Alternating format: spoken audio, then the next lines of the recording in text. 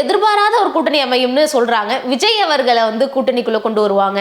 இப்போ வந்து சிபிஐ வழக்கு ஒரு பக்கம் போயிட்டு இருக்கு, ஜனநாயகன் கேஸ் வரப்போகுது. இதெல்லாம் வச்சு அவருக்கு ஒரு அழுத்தத்தை கொடுத்து என்டிஏ கூட்டணியின் கீழ் விஜயும் வருவாருன்னு சொல்றாங்க. நம்ம சிபிஐ இந்த குற்ற வழக்குகள் இது பற்றி தெரியாதவங்க அப்படி சொல்லலாம். நீங்கள் ஒரு கேஸ் போட்டால் உடனே கூட்டணிக்கு வந்துட்டா அந்த கேஸ் இல்லைன்னு ஆயிடாது.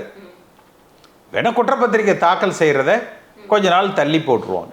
இப்போ நீங்கள் இருக்கீங்க, ஒரு காரில் போகிறீங்க, ஒரு 100 பேர் இருக்கிற ஒரு க்ரௌடு இருக்குது.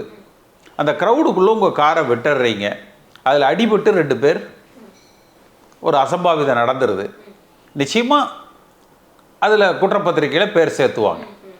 அது போல தான் 10,000 பேர் இருக்கிற இடத்துக்குள்ள காவல்துறை கண் முன்னாடியே அந்த கூட்டத்துக்குள்ளே அந்த வாகனம் பயணித்திருக்கு. அதனால் அந்த ஒரு சம்பவம் அதுவும் ஒரு காரணமாக அமைந்திருக்குது. அப்போ விஜய் குற்றவாளி ஆக்கப்படுவார். அதில் எதுவும் அதுக்கும் அரசியலுக்கு நம்ம முடிச்சு போடக்கூடாது. அப்படி அரசியல் இப்போ ஒருவேளை பாஜக கூட்டணியில் சேர்ந்தால் விஜய் குற்றமற்றவர்னு அறிவிச்சிருங்க அப்படின்னு உச்சநீதிமன்றத்துக்கு பாஜக உத்தரவு போட முடியாது. வேணா காலதாமதப்படுத்தலாம். அன்புமணி கேஸ் இருக்கு, ஒரு வழக்கு, அவரை ஒரு நிரந்தர அடிமையை வச்சிருக்காங்க இல்லையா, குற்றப்பத்திரிகை இருக்கு, ஆனால் அது ட்ரையலுக்கு வராது. தள்ளி போடலாமே ஒழிய தவிர்க்க முடியாது.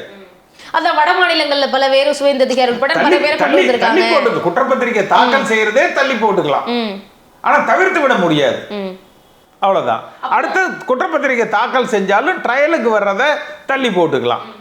எதுவும் அரசியல் ரீதியாக நமக்கு பிரச்சனை இல்லைன்னா பிப்ரவரியிலேயே சார்ஜ் ஷீட்டை ஃபைல் பண்ணி குற்றவாளின்னு அறிவிச்சு நீதிமன்றத்துக்கு வர சொல்லி நாங்கள் ஒன்றும் பண்ணலைப்பான்னு சொல்லிட்டு நீதிபதி ஜாமீன் மறுத்து சிறையில் அடைக்க உத்தரவிடலாம் பிப்ரவரியில்.